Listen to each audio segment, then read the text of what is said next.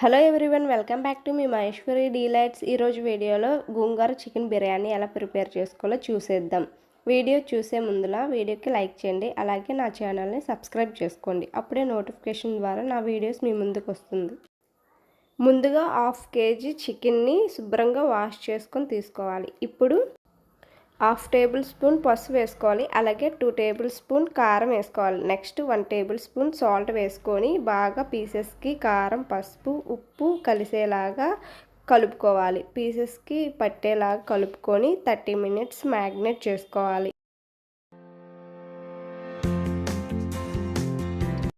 ఇప్పుడు పక్కన పెట్టేసుకొని స్టవ్ ఆన్ చేసుకొని ప్యాన్ పెట్టుకొని అందులో 2 టేబుల్ స్పూన్ ఆయిల్ వేసుకోవాలి.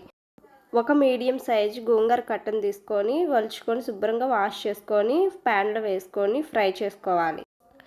2 పచ్చిమిర్చిని కట్ చేసుకొని వేసుకోవాలి, అలాగే 1 టేబుల్ స్పూన్ సాల్ట్ కూడా యాడ్ చేసుకోవాలి. గోంగూరని మంచిగా వాష్ చేసుకొని ఒక బౌల్లోకి తీసుకోవాలి.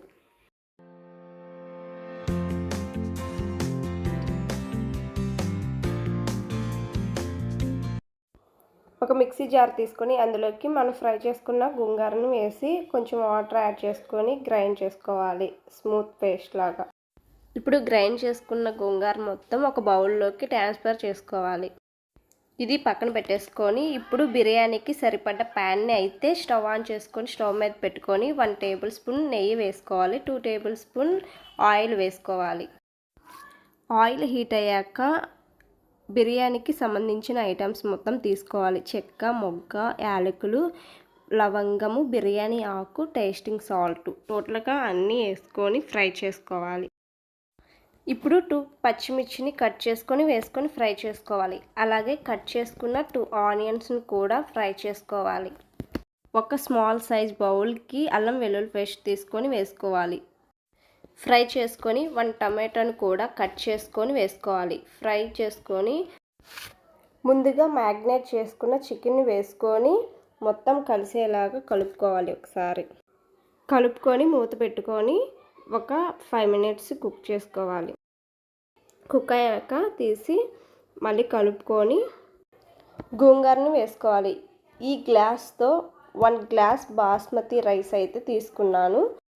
సేమ్ గ్లాస్తో 1.5 గ్లాస్ వాటర్ అయితే తీసుకుంటున్నాను. మొత్తం ఒకసారి కలుపుకొని 1.5 స్పూన్ అయితే సాల్ట్ని వేసుకుంటున్నాను. మూత పెట్టుకొని ఎసురుని కాగబెట్టుకోవాలి.